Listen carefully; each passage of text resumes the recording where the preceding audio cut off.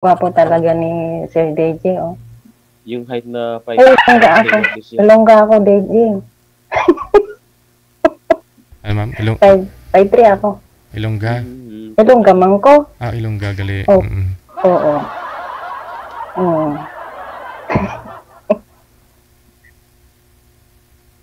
Ilongga? Matangkad ka, kuya. Ano ng Ilongga? Di sa Iloilo? Iloilo, Bacolod. Bacolod. Yan yung sinasabing ang pera daw diyan sa Bacolod, ginapik ko, ginapala. Ang kwarta sa among ginapi ko, ginapala, ginabuldos. Ginabuldos pa? Buldos ang utang. Buldos sa utang, gali, yeah. Ay, ang kwarta sa among ginapala. Ang mga utang ginabuldos. Oh. Ang pala kag tiko binibinta para magkapera kasi binubuldos yung utang. Oo. Ay gani. Ikaw wala ka probinsya. Anong pangalan mo pala? Kuya? Jerome. Jerome? Ako pala si Chris. Chris. Ang probinsya ko Bicol. Bicol. Oragon. Father ko Bacolod. O Iloilo. Dalawa yung ng father ko. Ilonggo talaga. Yung mother ko Masbate. Pero lumaki ako sa Quezon City. Pero pinanganak ako sa lugar namin, sa probinsya. Kaya tubong Ilongga ako. Marunong ka pa mag-Ilongga? Gano'n.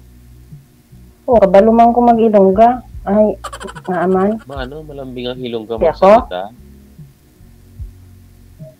Ang Ilongga, pag nagsasalita, kahit galit na, malambing pa din. Kahit patayin ka na, malambing pa din. Opo, ganun.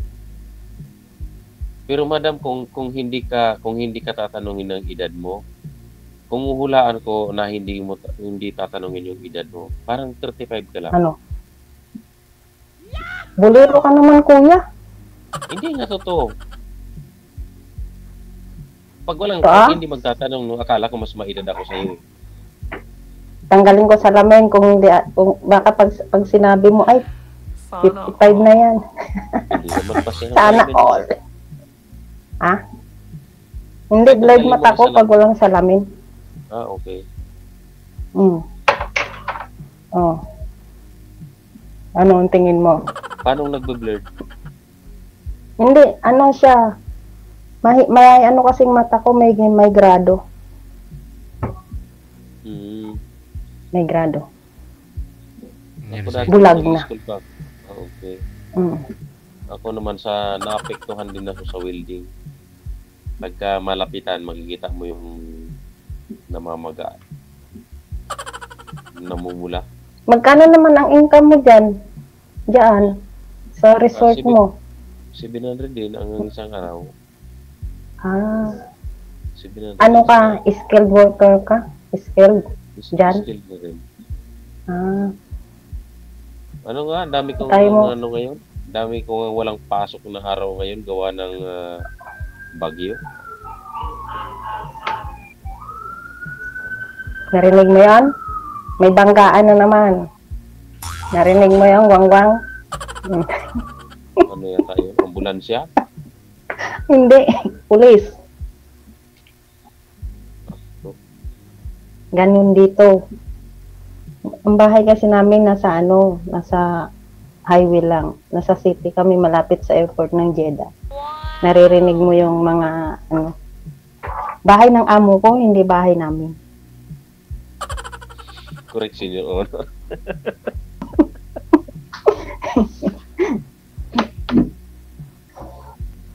Ano na? Late yan sa inyo na Oo. Ang oras sa amin ngayon 5:18 ng hapon. Pa lang dyan. Diyan. Kasi ang ginagamit kong oras talaga military time 20:18 alas 10. Hindi ako marunong tumingin ng military time Kaya Simula naman ako ng security guard. Military time namin. Before na ilang taon ulit yung mga anak mo? Ilang taon ulit mga anak mo? Ano pa lang, yung ano ko, grade 5, grade 6, grade 4 at saka grade 2. Malilit pa. Marami. Elementary pa lang. Marami ka pa niyang kuya na ano, bubunuin. Marami pa. Marami pang gastusin. Mm. Okay naman yung dalawa kong babae matatalino. Yung bunso ko lang na, Yung- bunso ko yung lalaki kasi. Yung anak ko naman nakakatulong na sa akin eh. Okay yan. Nakakatulong na sa akin yung anak ko. Yun pa ng ano natin, yung sa akin naman, di mo ako nag-ahangad ng tulungan nila kapag ano. Pag tama. nagkanya ng pamilya yan. Basta't makita ko silang stable na sa sarili, ay masaya na ako. Mm. So, kailangan hanggat na gusto mo aral, sige, tuloy. Oo. Mamaya Ako nga, gusto ko pa mag-aral eh. Kung may magpara lang sa akin, mag-aaral ako eh. Kasi gusto ko pa makarating sa ibang lugar. Ako sa pagiging electrician ko, gusto ko pang ma-enhance pa yung kaalaman ko. Rami ko pang gustong malaman sa electrical. Hindi ko lang pwedeng sabay-sabayin eh.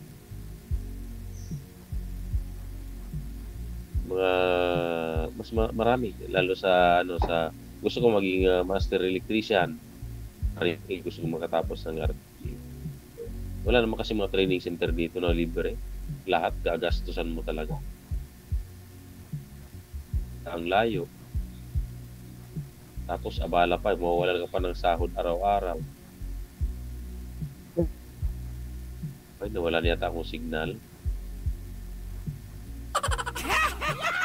Madam, okay ka lang? Naghang ka na? Day, nadunlan ka na, Day.